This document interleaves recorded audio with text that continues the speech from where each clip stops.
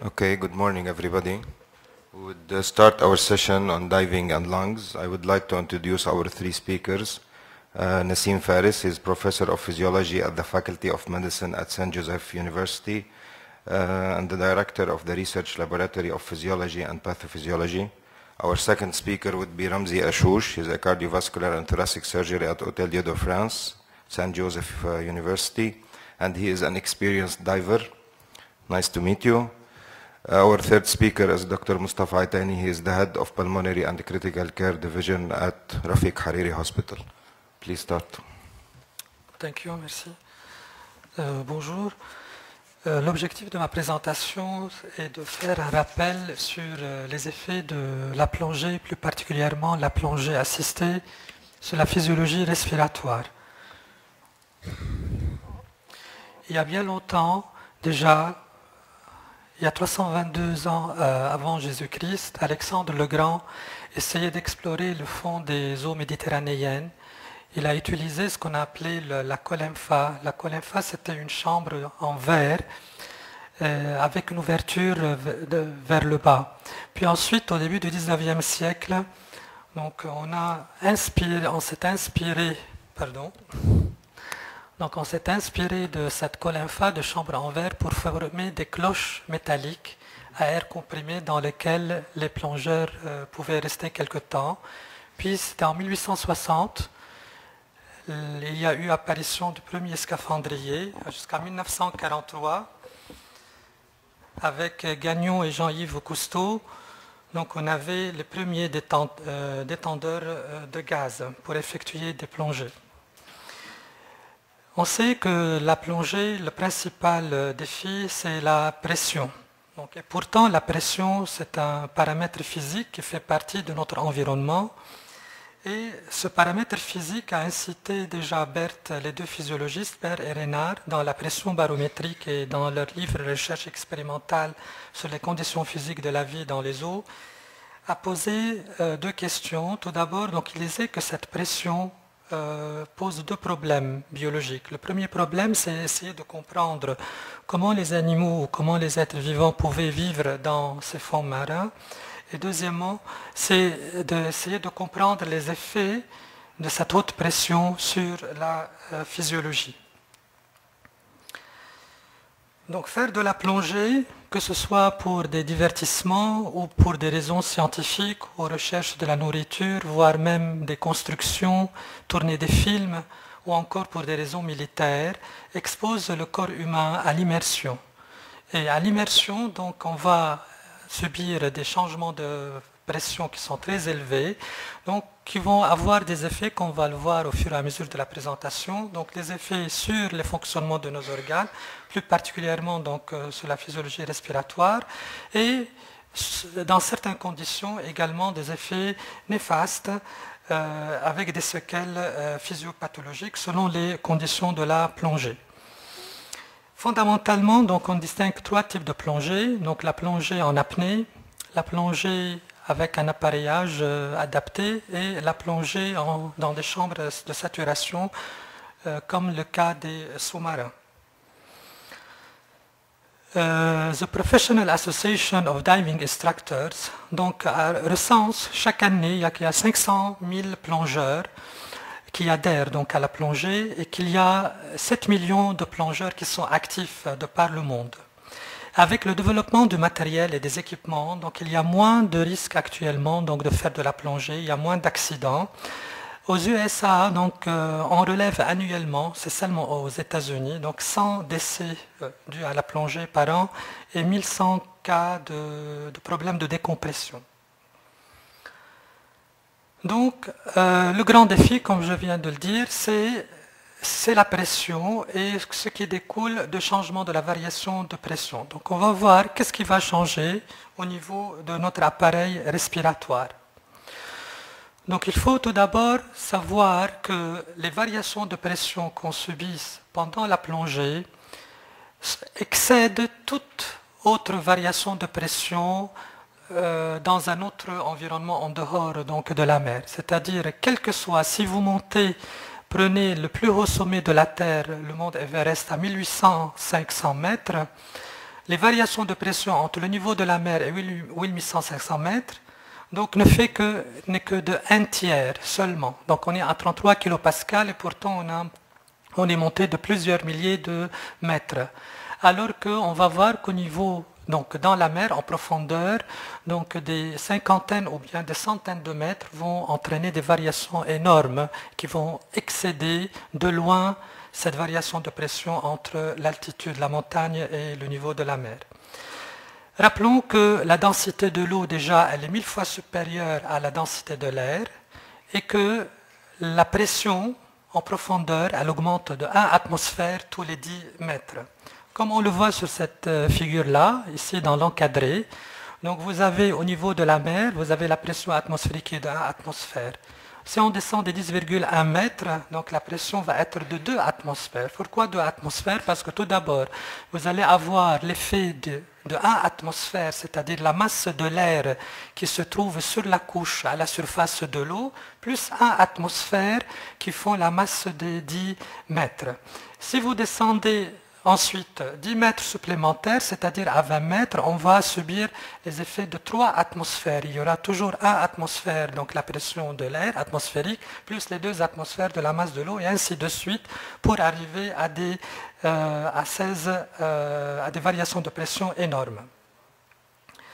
De même, donc, si on regarde la loi de Boyle sur les effets donc, de la profondeur sur les volumes des gaz, donc on voit également sur le schéma que ici vous avez une jarre dans laquelle il y a 1 litre d'air.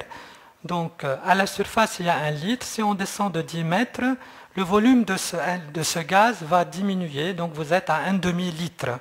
Donc d'après la loi de Boyle, donc en physique, donc la pression varie ou le volume varie d'une façon inversement proportionnelle à la pression. Plus la pression augmente, les volumes vont être compressés. Donc jusqu'à une certaine profondeur, on voit que c'est de 1 litre, il est comprimé jusqu'à 1/8 de litre, ici au niveau donc, de la jarre.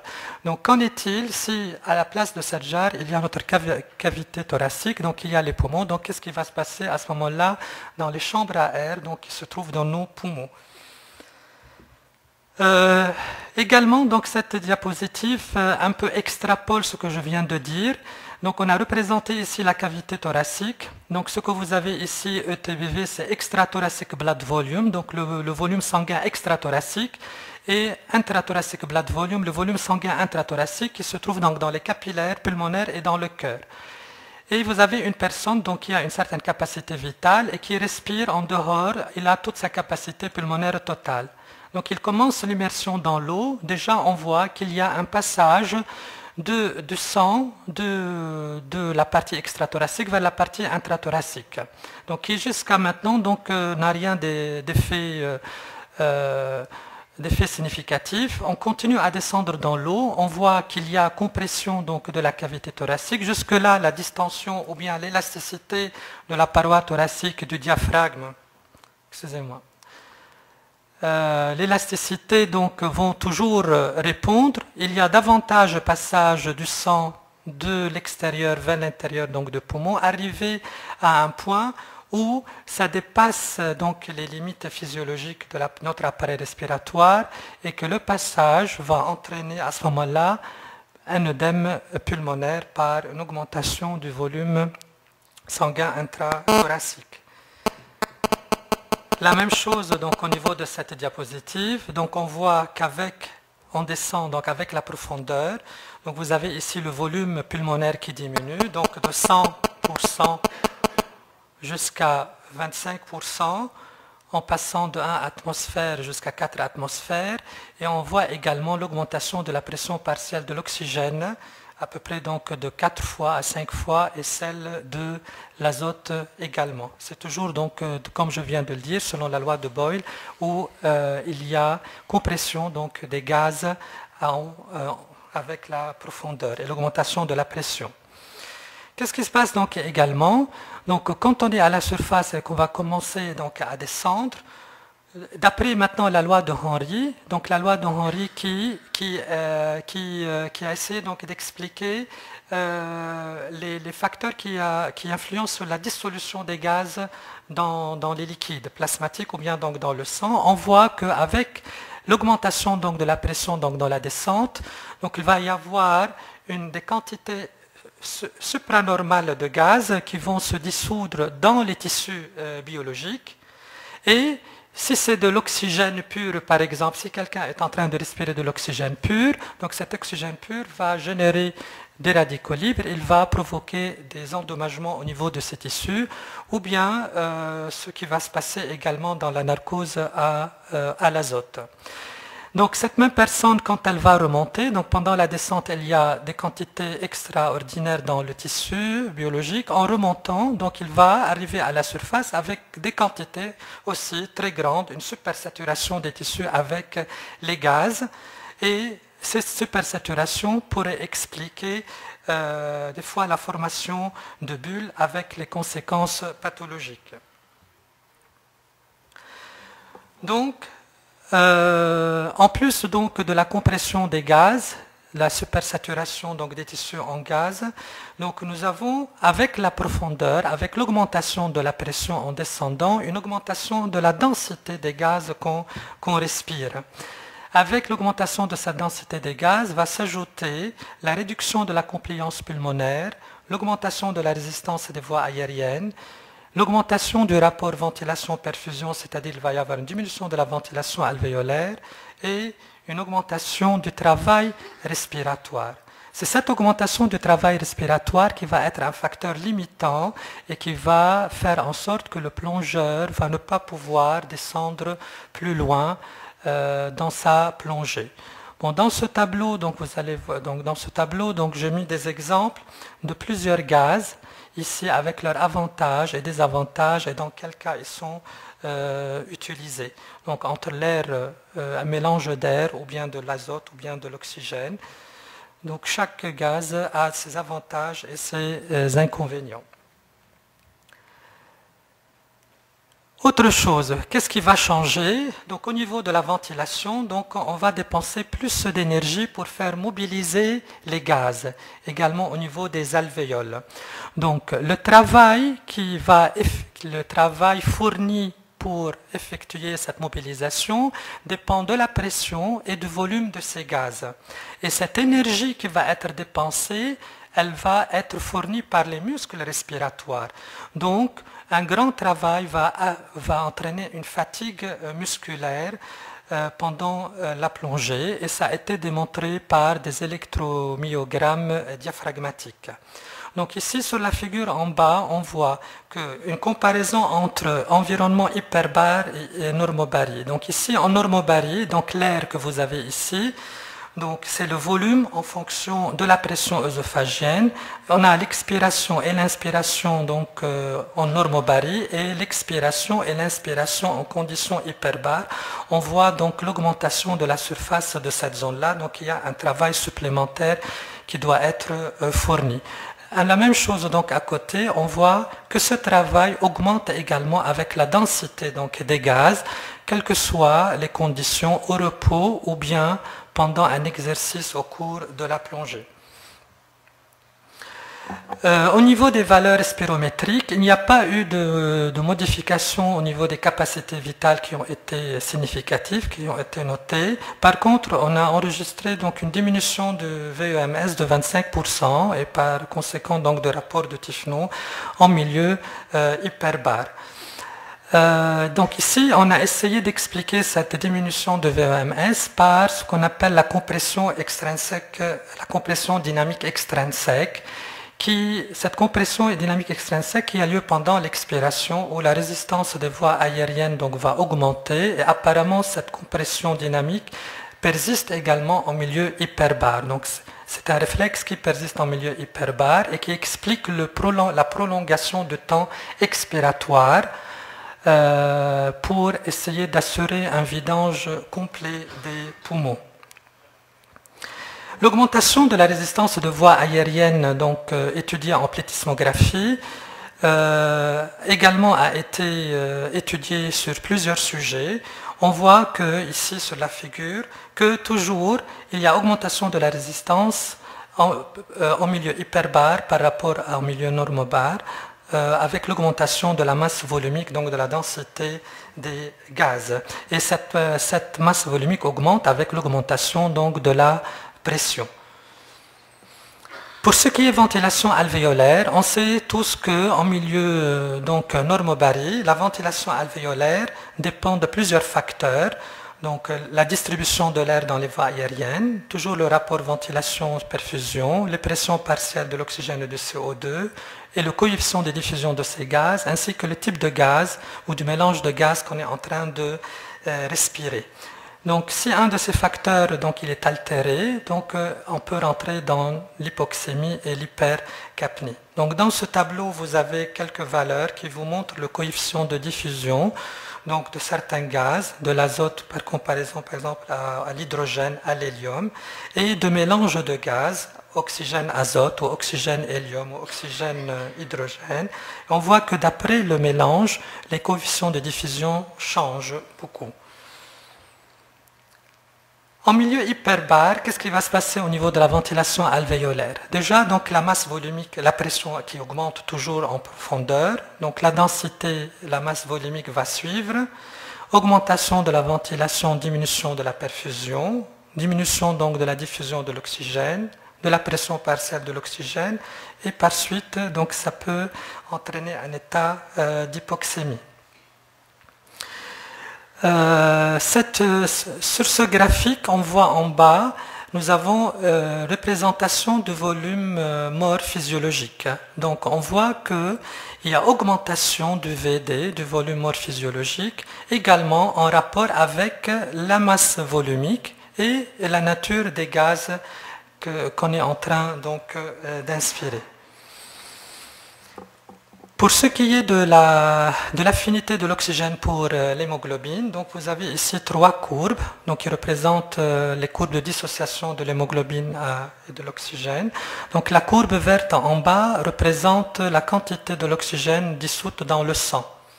Donc on voit ici, on a essayé en fait d'étirer l'axe des pressions. Donc on est allé jusqu'à 3040 mm de mercure comme pression partielle de l'oxygène. On voit que la quantité de l'oxygène qui est dissoute, elle va augmenter dans le sang, augmente avec l'augmentation donc de la pression partielle de l'oxygène. C'est toujours d'après la loi de Henry.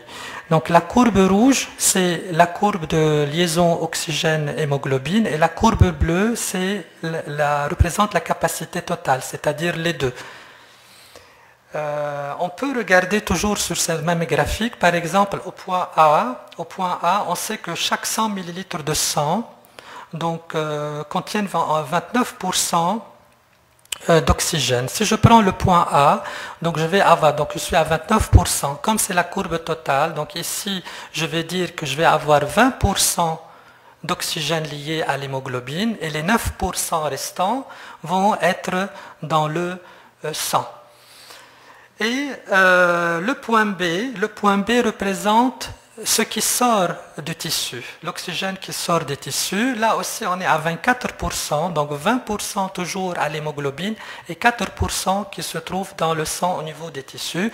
Qu'est-ce que cela signifie? Cela signifie qu'avec l'augmentation de la pression, l'hémoglobine ne pourra pas effectuer sa fonction de tampon.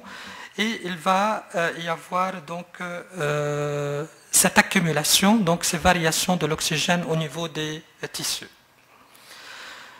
Pour ce qui est de l'oxygène combiné, donc en milieu normobare, donc on sait que 99% de l'oxygène est lié à l'hémoglobine. Et la P50, elle est de 27 mm de mercure, et que si cette P50 diminue, donc signifie qu'il y a une augmentation de l'affinité de l'oxygène pour l'hémoglobine. Cette P50 dépend beaucoup de la pression artérielle partielle du CO2, de la température, de la concentration des ions H+, et de la concentration d'un métabolite intra-érythrocytaire qui est le D3-DPG. Si la concentration de D3-DPG augmente, alors la P50 va diminuer, ce qui signifie que l'affinité de l'hémoglobine pour l'oxygène va diminuer. Donc, en conditions hyperbares, qu'est-ce qui va se passer? Donc, on a dit qu'il y a augmentation de la pression partielle des gaz, diminution de la P50, Donc l'affinité va augmenter et il y a diminution de la concentration de D3-DPG, donc aussi l'affinité de l'oxygène pour l'hémoglobine va augmenter. Ce qui montre ici, donc ce qui est montré dans ce tableau, une étude en TEX 5. Donc vous avez le mélange hélium, azote, oxygène. On voit que la P50 au niveau de la mer, donc elle est de 25,4, le D3-DPG donc de 4 et quelque chose en millimoles par litre. En profondeur, donc à 4 atmosphères, ou si on est plus, donc d'après, on a effectué sur plusieurs jours, on voit que la P50 donc, qui diminue, donc l'affinité augmente, et les concentrations de 2,3-DPG donc, qui diminuent, donc l'affinité augmente également. Quand on retourne à la surface de l'eau, il y aura de nouvelle fois une augmentation de la D3-DPG et donc diminution de l'affinité de l'hémoglobine pour l'oxygène. Pour ce qui est le gaz carbonique en milieu normobar, il se trouve lié à l'hémoglobine, mais également il se trouve également sous forme de carbonate. Donc cette équation, donc, elle travaille dans les deux sens. Il y a l'enzyme anhydrase carbonique, donc qui assure dans les deux directions formation de HCO3- ou sa dissociation en eau et en CO2. En milieu hyperbare, donc on a remarqué que l'anhydrase carbonique, cette enzyme qui est intra-érythrocytaire, elle va quitter le milieu cytosolique pour venir se fixer sur la membrane plasmique des hématies. Et donc, si elle se fixe sur la membrane plasmique, elle ne pourra pas faire des ions carbonates, ce qui fait que l'équation va dans l'autre sens, il va y avoir accumulation du CO2. Et s'il y a accumulation donc du CO2 dans le sang, on va avoir moins de CO2 qui va être donc donc il y a accumulation de CO2 donc dans le sang, et n'oublions pas aussi que l'affinité, on a dit, de l'oxygène pour l'hémoglobine a augmenté. Donc, c'est-à-dire que beaucoup d'hémoglobines vont avec beaucoup d'oxygène, il y a très peu qui reste pour le CO2 et beaucoup de CO2 dans le sang. Donc, ces deux ensembles vont faire en sorte qu'il y a accumulation davantage de gaz carbonique et le début de formation de bulles. Maintenant, pour ce qui est contrôle de la ventilation, donc on sait qu'il y a un contrôle qui est très minutieux entre les centres respiratoires, l'appareil respiratoire et la périphérie. Donc vous avez les mécanorécepteurs, les chémorécepteurs, et on a les thermorécepteurs qui renseignent en permanence les centres respiratoires bulbaires, donc de l'état de notre respiration. En milieu hyperbare, donc on a remarqué qu'il y a diminution des stimuli hypercapniques.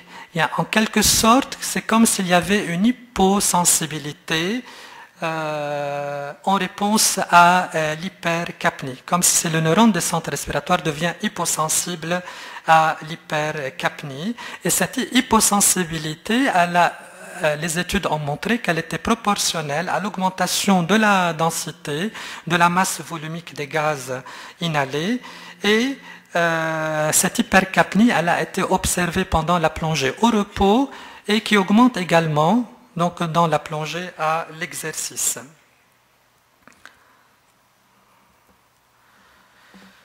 Donc tout ceci va entraîner un désordre respiratoire. Si je récapitule un peu, donc l'augmentation de la pression hydrostatique, elle est accompagnée par une augmentation de la densité, de la masse volumique des gaz, augmentation de la résistance des voies aériennes, et qui entraîne des altérations donc au niveau de la ventilation-perfusion et au niveau et une fatigue, donc comme on a dit, une augmentation de l'énergie dépensée pour mobiliser donc les gaz. Ces deux ensembles vont entraîner une altération des échanges au niveau alvéolo-capillaire et par suite contribuer à un état d'hypoxémie et d'hypercapnie. Maintenant, pour ce qui est perte thermique ou perte de chaleur dans les voies aériennes pendant la plongée. Donc, en milieu normobar, on sait que ces pertes de chaleur dues à la respiration constituent 15% de la perte totale de chaleur au niveau du corps. Et ces 15%, il y a une grande partie qui vient de l'humidification de l'air qu'on est en train de respirer. Généralement, la perte de chaleur H, c'est l'ensemble donc des pertes de chaleur par convection, c'est-à-dire donc qui dépend toujours de la masse volumique et et la chaleur massique donc des gaz inhalés, de la perte de chaleur par évaporation, c'est-à-dire l'humidification de l'air, et c'est la somme également des pertes de chaleur par conduction, la conduction qui, elle, dépend de la conductance de chaleur des gaz inhalés. Donc, dans ce tableau, donc, on voit que selon la nature de gaz donc, qui est inspiré donc, et qui est inhalé, on a des chaleurs massiques qui sont différentes et donc des conductances qui sont différentes. Là aussi, donc, on voit que il y a une augmentation donc, des pertes thermiques par convection qui se voit avec l'augmentation donc, de la pression. Plus la pression augmente, plus les pertes thermiques par convection vont augmenter. Sorry, maintenant, les exercices en milieu... Excuse me, Nassim, oui. we have to finish in 2 minutes. 2 minutes, ok, je n'ai pas plus longtemps. Donc, rapidement encore, donc, quelques mots sur les exercices en milieu hyperbare. Donc, en milieu hyperbare, donc, l'hypercapnie qui est due à peut-être à une hyposensibilité peut entraîner une diminution donc, de la ventilation et par suite une diminution donc, de la capacité respiratoire pendant l'exercice. Donc, rapidement, ici, on a 2 graphes qui montrent également différents mélanges de gaz. Donc, des exercices qui ont été accomplis à 200 watts et 150 watts qui montrent là aussi donc, un changement donc, dans la ventilation et dans la pression partielle de CO2 pendant l'exercice en fonction donc, des gaz inspirés. Toujours la pression transpulmonaire également, donc, elle est augmentée pendant l'expiration plus que pendant l'inspiration. Et enfin, donc, il y a des études qui ont été effectuées. Est-ce qu'il y a une modification du comportement chez le plongeur? Donc, mais les études ici sont souvent contradictoires. On a soulevé des problèmes d'anxiété, changement d'humeur, désordre affectionnel, d'irritabilité. Ici, on voit donc au premier jour de la plongée, deuxième jour de la plongée, qu'en fonction de la profondeur, le score de l'anxiété était augmenté. Voilà, je vous remercie de votre attention. Merci. Thank you, Nassim. Since we are running late, we'll spare the question till the end of the sessions. Okay, thank you.